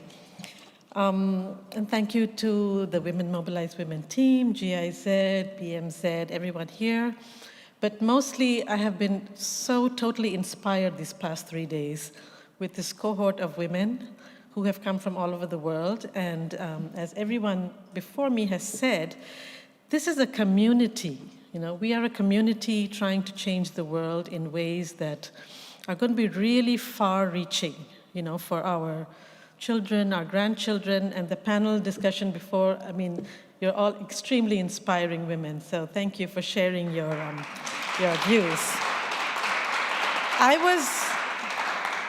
was actually part of the 2018 First Women Mobilize Women cohort, and so I'm really delighted to be back here. And not only that, at that time, I think you gave those to me grants as well, and Safety Pin was able to do some work in the city of Bogota as part of that grant. So there's a lot of connection with this Women Mobilize Women. So I want to actually begin by talking about cities. I mean, we've all been talking about different elements of cities, and one of the things is I love cities. I've grown up in cities, and I've grown up in big, chaotic cities all my life. I've lived in Bangkok, I've lived in Mumbai, I've lived in Delhi, I've lived in Kolkata. These are crazy cities, you know? Not easy as a woman always, but I nevertheless love with cities because they have an energy about them. And I think the reason that so many of us move to cities, despite the congestion, despite the density, is it gives something to us. And what is it? As a young child, you don't really have the independence. Your parents take you from place to place. And suddenly at some point, you can walk the streets on your own.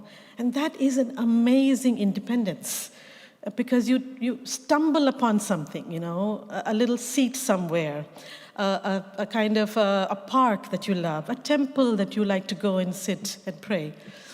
So the city is where you learn independence. The city is also where you fall in love. That's where you go on dates. That's where you secretly do things that you don't want your family to know. You know, so I fell in love with the city. All my courtship was in the city. I love it. The city of Mumbai or by the beach. So I think we need to recognize that in addition to going to work and going to study, we have the right to enjoy our cities, you know, and I think that is important in this. So there's maybe you can't put an economic number to this, but I think it's important to talk about it. But as women, we know that those first independent steps that we take as we step out alone onto the city are also fraught with danger. Because in addition to all the other statistics that all my friends have talked about, there's another one which is very disturbing, is that in a 16-country study, women said 80% of the women said they experienced their first sexual harassment before the age of 15. Now that's when you're most vulnerable. By this age, I know how to handle sexual harassment on the street. But at 14 and at 12, I didn't know how to handle it. I didn't know whether I should tell anyone. I didn't know what would happen if I told someone. Would I then be told to stay at home and don't go out because it's your fault? So I think that's the first thing that we need to recognize, that very early the women learn that you don't own the streets. The city is not for you. And so therefore, when we talk about safety, I really need to think, we need to talk about it in terms of rights. And I think all the panelists talked about the issue of rights, because it's not a protection. Very often, it's offered to us as a protection. It's like the pink taxi or the pink bus. But it's a protective measure, you know. How do you make sure that women can move around? But the point is that it must be a right. I think the secretary said that gender equality is a human right. And I think we have to keep it in the language of rights, because often it goes into the language of protection. Very often even where the country I come from, in India. Now the second issue, which did come up again very often, which determines how as a woman I can access the city and move around the city, is the issue of care work, right? And this comes up again and again. A study done in, a statistic about taking data from 64 countries showed that there are 16.4 billion hours a day of unpaid care work doing, and we know who's doing most of it. So globally, women spend a minimum of 3 and up to 8 hours a day on care work. Globally, men spend less than half hour up to 2 hours. I think that's very few countries on care work. Now, if you look at these two elements, that is very early experience of sexual harassment, and then as you grow older, the recognition that your mobility is limited, there are many things that happen. So in a study done in India, it showed in 2019, this was done in Delhi, that women's trips were 38% shorter than men's trips, but they paid 35% more. So this is known as the pink tax. Now, I don't mind the pink word being used here because it's a political word here. There's a pink tax we have to pay because public transport is being designed in a way that if you take more trips, shorter trips off rush hour, you have to pay more. So this is not fair. So I think we need to recognize that, the country I come from, India, more than 80% of women who go to work either walk or use public transport. This is a high number. And this is, even this morning we were talking about Berlin. the number of women who walk and go use public transport is higher, because we know that when there is a car in the household, its first usage goes to men often. So in 2013, in Delhi, many of you may have heard, there was a very gruesome gang rape case inside a bus, and the young woman died later. Now, I don't want to dwell on the case, because there are many cases all over the world of terrible violence against women. But why I want to talk about it is it was a moment of changing the narrative in India. That case brought, the anger that it generated brought women, men, young people, old people onto the streets. And I will say, I think it is the only time I have seen in any part of the world that the entire population was on the streets talking about rape. You know, you don't see this. I mean, it's women out there. You can have a global Women Million March, but this was really, everyone was out of the streets. Secondly, it changed the narrative, because suddenly, because of television and social media, you're sitting at the dinner table and your children are asking you, so what is rape?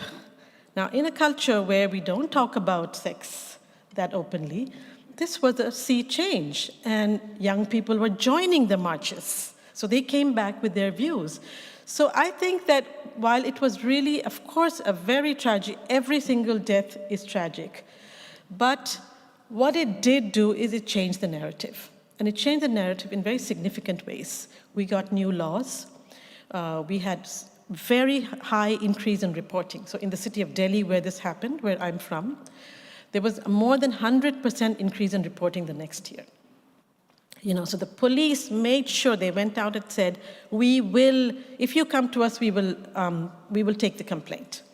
It plateaued. It continued increasing for a few years, and it plateaued around 2016 or so, and maybe went down. It didn't necessarily lead to increased in convictions, etc. You know, it's always one step forward, one step back. We know that as women, as we fight these battles. But I think what it led to was, so in addition to the change in legal reforms, there was also, in the civil society, there was a lot of change, you know, as I told you, from the narrative change. And as we move forward, you know, I think in the past 10 years, and it's also my organization Safety Pin, which is a technology and data company looking to collect data that can be used to make changes, we have seen a lot of changes across the country. We have Mrs. Manjula here from the Karnataka, the state of Bangalore. Like her, there are many, many women within the government system, within transport departments, within urban local bodies who have started making a difference. So in India, we have a lot of initiatives on training, for example, gender sensitization of bus drivers, bus conductors. In Delhi, more than 80,000 bus drivers and conductors have been trained on gender sensitivity, on what do you do when a woman enters your public transport? What can you do if she faces sexual harassment? Now, these are changes, because social change doesn't happen overnight. There is no magic bullet. We have to do the hard work every day of bringing about change. Issues about last mile in the city of Delhi, where I came from, 3 years ago, they introduced free bus tickets for women. And there was a lot of controversy, like why should women get bus tickets, free bus tickets? What about the women who can afford to pay? But you won't believe it. We found out when research was done that there were many women who were walking 5 kilometers because they couldn't afford to pay even that little amount, because the bus transport is amongst the cheapest in our country. It's much cheaper than the metro. You know, so the people who were complaining about it, and it was very interesting, it was actually a lot of upper middle class women who complained about it. And then within a few days, when they heard from their domestic workers how much difference it made in their lives, it changed their own narrative. So I think every time we come in contact with someone who's different from us, who has a different experience, we begin to see the world differently, you know, and I think that's very important. We've had some really interesting, we've had in one of the states in India where I think GIZ supported, where there were, I think, nearly 100 transgender People were taught how to drive in public transport. We've had, training, gender divisions. Now, there's quite a few states in India that have a gender division in the state which looks at all transport, all urban and all infrastructure issues from the perspective of women and gender diversity. There have also been very interesting campaigns. There was one which a group of young women did, which is called Mend the Gap. I don't know, in our trains, when you enter, this says mind the gap so that you don't fall in. So this was called Mend the Gap, and the women and the young men would go inside trains and pass out little information dockets about sexual harassment, do little street plays and role plays about what happens to women when they are in crowded public transport, and just to generate a conversation around it. So, I think that women, we want to be part of the city. We want to own the city. We want to have the right to the city. It's because the city is a dynamic, amazingly beautiful place, despite poor pollution, poor public transport, everything. So I will just end with a quote from the evergreen Jane Jacobs, controversial sometimes, but cities have the capacity for providing something for everybody, only because and only when they are created by everybody. Thank you.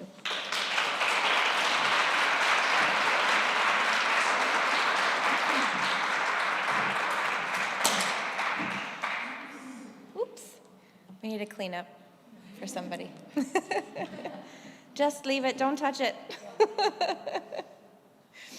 Okay. Thank you, Kalpana. You're so emotionally overwhelmed.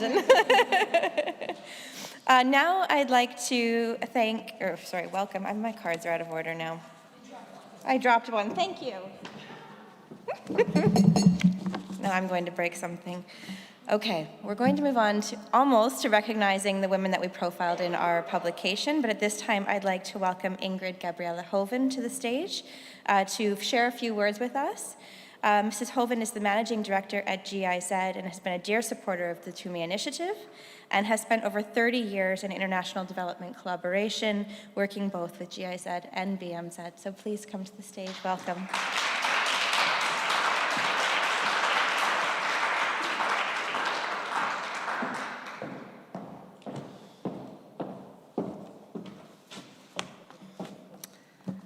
So, good afternoon to all of you. I also would like to welcome you wholeheartedly on behalf of GIZ in our Berlin premises. Can you feel the energy in the room? Can you feel it? Wow, I feel completely energized. This was really an amazing afternoon. The many stories, the many specific experiences that you have brought to stage. I couldn't imagine a more perfect afternoon, all these stories really to celebrate this week.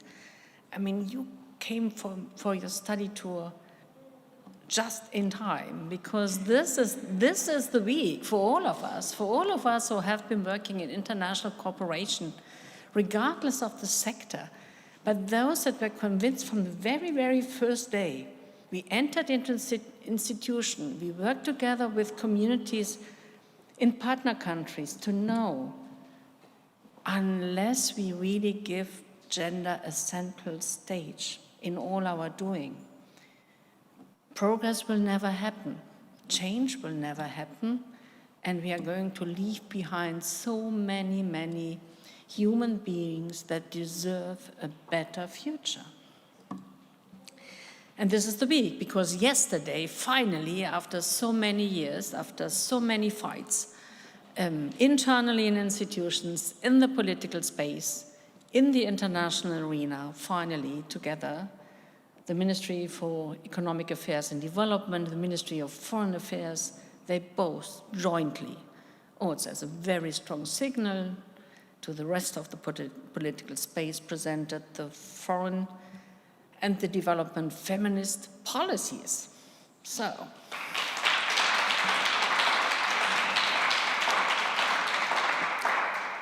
But my congratulations not only go to these really remarkable leaders that we have at the top of both ministries, but to all of you, actually, and to many more that are not here in the room, but we know that these are our sisters and brothers that have joined, actually, the struggle to get it done and to stick on it and don't give up, even if they have faced often and often again headwinds, criticism, those laughers, ha ha, again, I mean, those stories. No?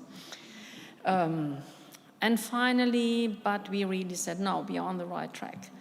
And as has been said here, not only by the many stories that you have brought to Berlin, but the evidence.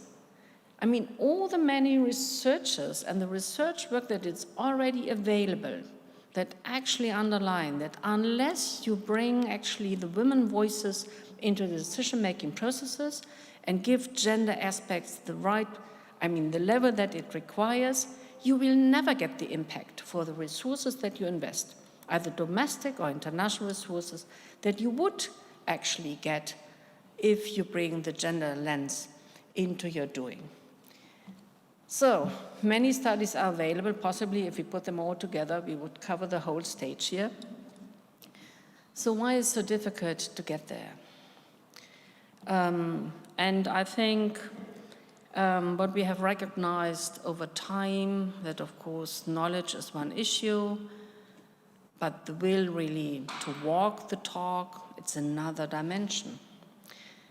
And at the core, to be quite frank to you, and now I speak a little bit also on my own behalf, it's because, and you have brought it to stage actually, if we want to really implement what we are talking about, we are going to turn things upside down.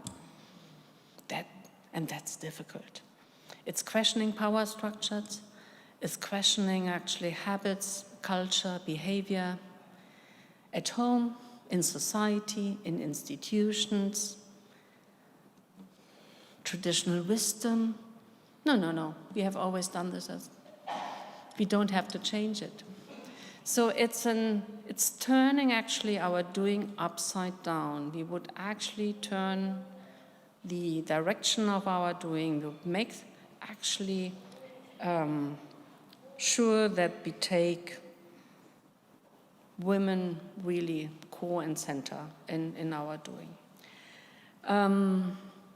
So for us at GIZ, quite frankly, of course we are convinced that we're doing quite well.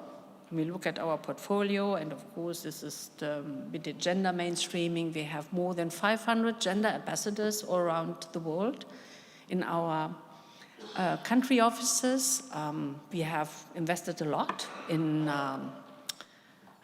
actually in our training programs for the projects internally. We have increased tremendously our percentages with respect to female leadership within the organization. We are doing a bit less well when it comes to the leads of country offices, but we are pushing it. It's not that easy. But would we say that we are already there when it comes to a feminist foreign policy and development policy, where we as an implementing agency for the German government would be requested to implement it? And I would say we're not yet there. We need much more deep dives, perhaps with some of you, to push us to kick off a new debate, to bring new perspective into the doing. What we have recognized now for the last 2 or 3 years more forcefully, and we have put this really at the forefront, is that and we are dealing with the transformation agendas in order to achieve the goals of the Paris Agreement and the SDGs. So we're speaking about bigger changes in transport, the bigger changes in the energy sector towards a climate resilient and decarbonized economy and societies. This is a huge transformation task that lies ahead of us. And what actually is for sure that unless we change the perspective and how we do things and bring women's needs much more to the forefront, we won't achieve more social justice nor the relevant climate-related goals. I think the evidence is growing, and we know this from our concrete implementation experiences on the ground. So, I mean, we have a win-win opportunity to do good for women, but also good for the whole societies and for Mother Earth. We are not going to save the planet without giving women a bigger say and a bigger role in decision-making processes in each and every country, including in Germany. So, what else should I say as a laudatio to all of you, to those remarkable women of this network, to those that are going to be part of this ceremony this afternoon?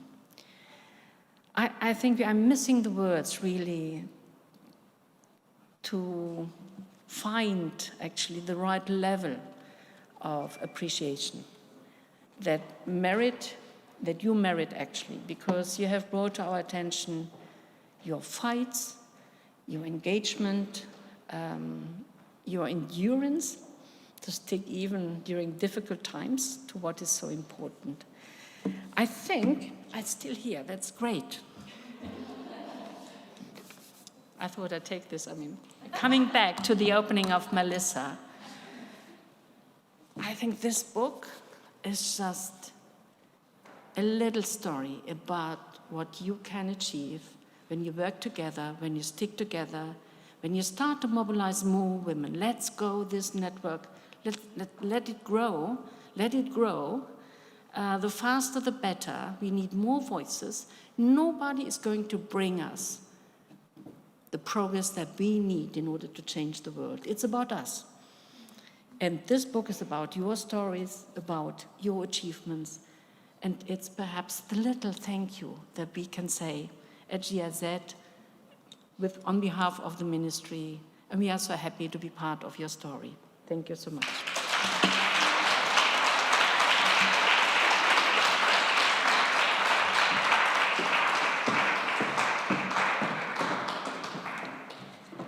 Thank you very much, Mrs. Hoven, and I believe there's a copy for you. So now I want to ask my colleague Ari to join me on the stage, and we're going to recognize our remarkable feminist voices. Yeah, so just a note, please come up to the stage this way to receive. We don't want you jumping up behind us. We're all remarkable, but let's just be comfortable today. So Ari and I had the privilege of interviewing all of our featured women, having conversations with them, and putting their stories together. And so we want to thank you for sharing with us and giving us the opportunity to put it together. So we have today, I believe, 19 of the 30 women profiled. There's also 12 organizations that are also working towards furthering the feminist voice and changing the way we look at transport that are featured in the book. So I encourage you to check it out. But without further ado, we'll begin with our very first remarkable feminist voice, Andrea San Gil, who's the co-founder.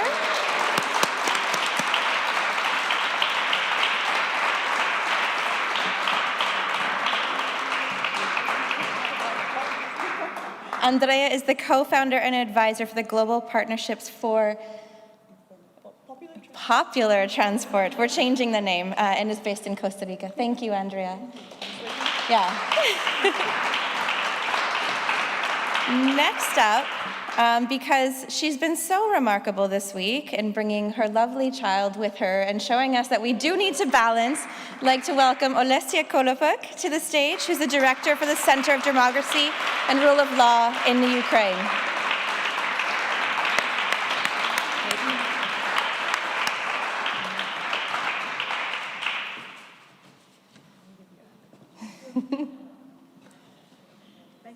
Thank you. Next, I'd like to welcome Anne.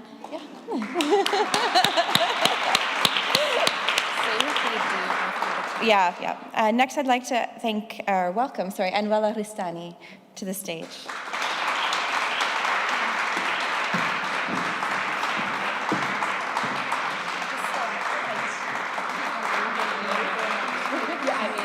So as I Yeah. As I mentioned earlier, Anuela is the Deputy Mayor of Tirana in Albania. Thank you.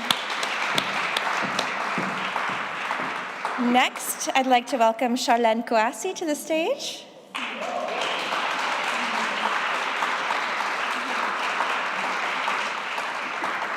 Charlene is the Director of Moving On Labs in Africa in Côte d'Ivoire.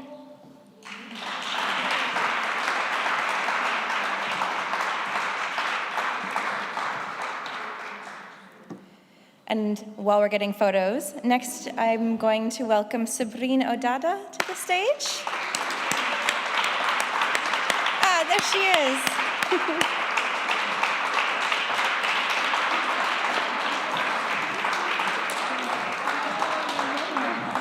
Sabrine is the CEO of Critical Mass Nairobi in Kenya.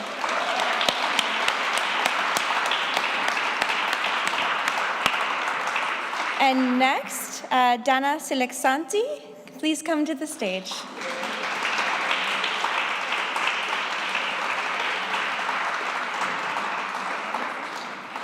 And Dana is the Undersecretary of Jakarta Capital City Government for Economic Affairs and Finance in Indonesia.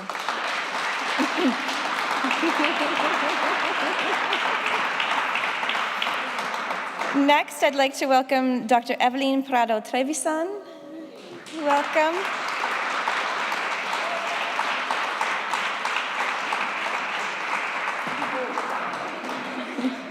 Evelyn is the Sustainability and Environment Coordinator at BH Trends in Brazil.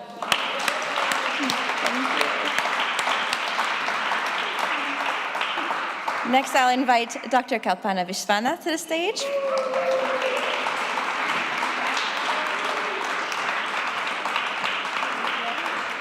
And as we mentioned, Kalpana is the co-founder and CEO of Safety Pin in India.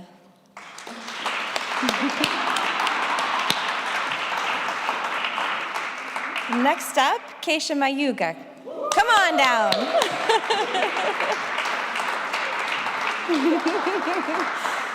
Keisha is an environmental planner and has worked with World Bank Philippines and is actually now based in Berlin getting her MBA.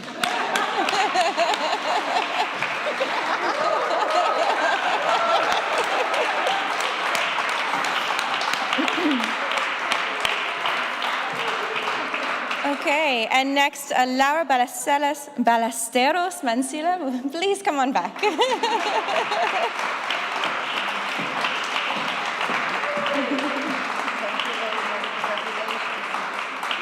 Thank you. And our next awardee is Sheila Napalang. I trust this will be entertaining. She's entertained us all week.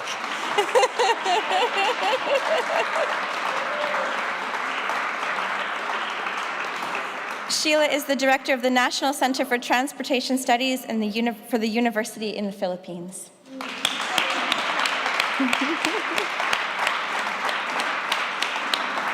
Next, Manjula Vinjamuri.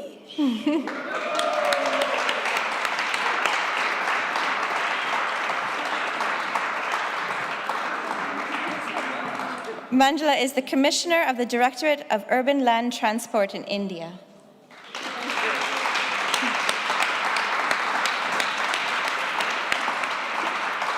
Now, Naomi Maura, please join us on the stage.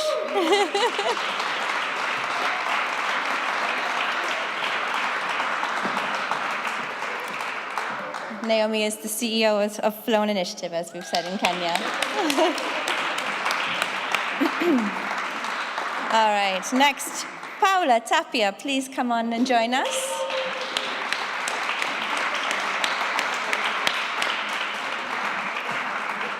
And Paula is the Director of Metropolitan Public Transport Directorate in Chile, in Santiago.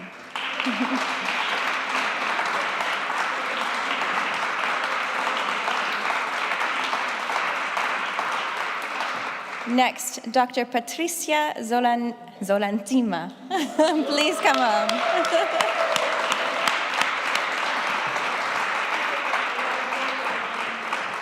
Patricia is the founder and chairwoman of Bizoli Holdings in the Democratic Republic of Congo.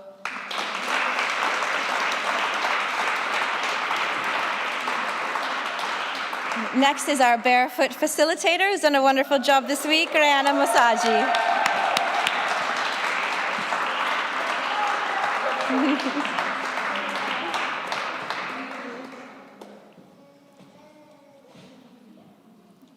Photos.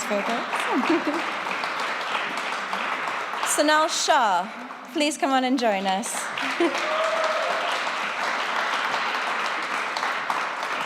Sonal is the CEO of Urban Catalyst in India.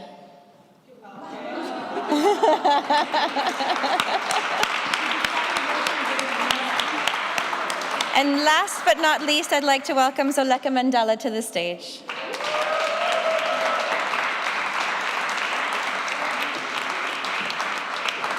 As we mentioned, Zoleka is a road safety advocate and the founder of the Zoleka Mandela Foundation in South Africa.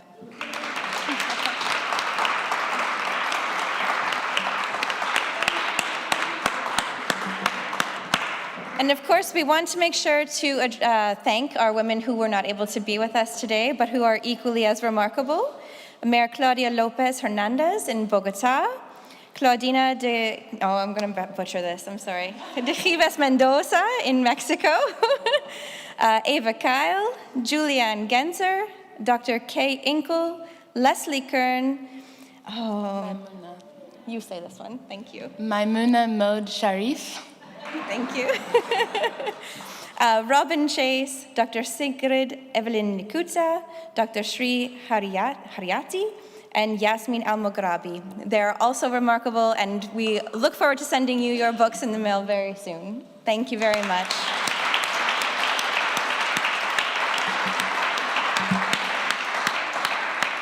So I've actually managed to finish almost on time after all of that. That's remarkable in and of itself. So thank you very much to all of our remarkable women and to everyone who's come to join and celebrate with us this afternoon. I'd now like to thank Mrs. Barbara Schnell, Director of the Sectoral Policy at KfW Bank, to the stage for a final address. Thank you.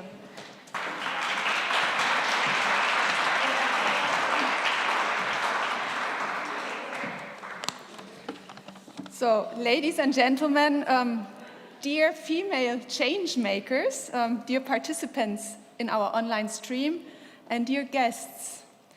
Yeah, thank you for being with us today for this very, very remarkable afternoon. I've had very, very special moments. I would love to join one of Anuela's street parties, for example. It makes me very curious.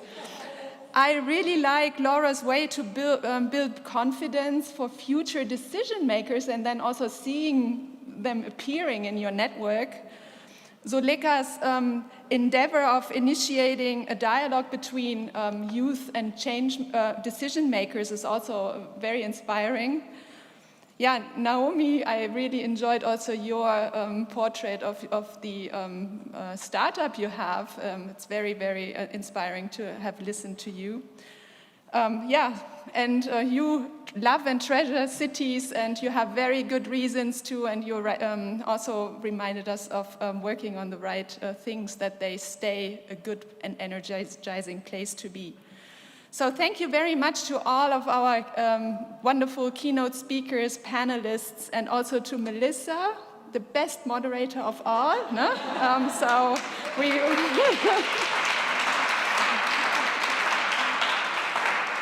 Yeah, so in order to add just a very last tiny piece to this puzzle, so what does Transport Made for Women mean for KfW Development Bank, the financing arm of German Development Cooperation? So I just would like to leave you with a couple of insights in that. So with our partners, we are looking for solutions specifically catering for women when we fund big infrastructure projects. And we have very good examples in our portfolio so far, which inspire us to do more of that. A lot of that is actually happening in India, where we have buses who have panic buttons so that women can ask for help, and cameras take pictures, and there's at least the preconditions to react in the right manner and for women to feel safer. And we heard a lot about how necessary that all of that is. And in Tamil Nadu, the government has also taken the decision to transport women for free. So I think this is, you also said that in Delhi it's the same case. And another example is the metro of Nagpur, where they install breastfeeding rooms in certain stations so that women who have all these multiple trips, taking care of small babies, also feel safer and more comfortable in using the transport system. And there is evidence, no? Surveys show that the women also, they say it's better that way, and we feel invited to use the metro. However, there is still a long way to go, and yesterday our ministers challenged us to do a lot more. And like Mrs. Hofen, you said, in GIZ, it's a challenge. In KfW, we face also enormous challenge to implement more of these meaningful measures in our infrastructure projects. And one challenge, I think, which I see is when we have a dialogue with our partner countries. Some of them may even be a lot further ahead of us, like Mexico actually is in many ways also feminist policy maker, and we have a lot to learn from you. But then there is other countries who have very, very traditional value systems, and so the question I have is, how can we create a dialogue that we get step by step ahead, and that the partners also go the way along with us, see the need. And I think there we need people like you. You have to help us to actually do the dialogue right, get it right, because we want to do a lot more for women. So now I don't want to hold you a lot longer from having a reception, doing a lot more networking, and I feel also the very, very good dynamics in your group. You must have had a great time in your study tour. Observing you, one can also see that. So I would like to thank also the team of GIZ who put this event together, because they did a very, very good job.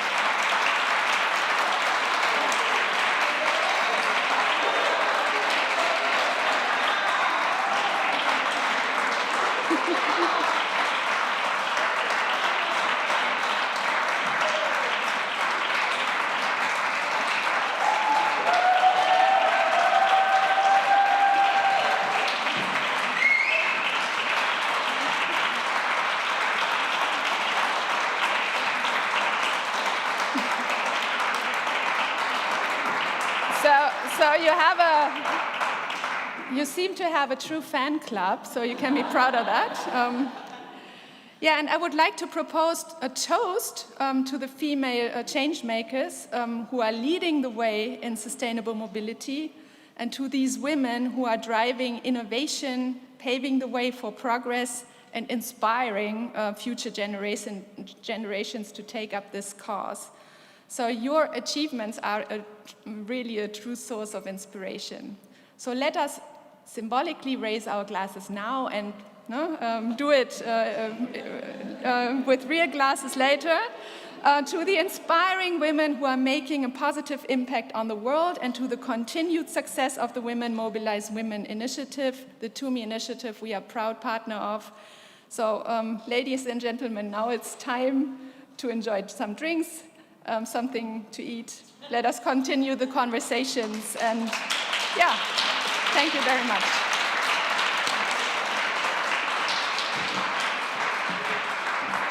Thank you very much. And with that, we've come to the close. Before we all leave, or at least some of you can go and get a drink, it's fine. But our remarkable feminist voices are welcomed back to the stage. We'd like to get one last group photo with all of you before we go and enjoy our reception. Thank you, everybody. Thank you to our women. Thank you to my colleagues at Women Mobilize, and enjoy the evening.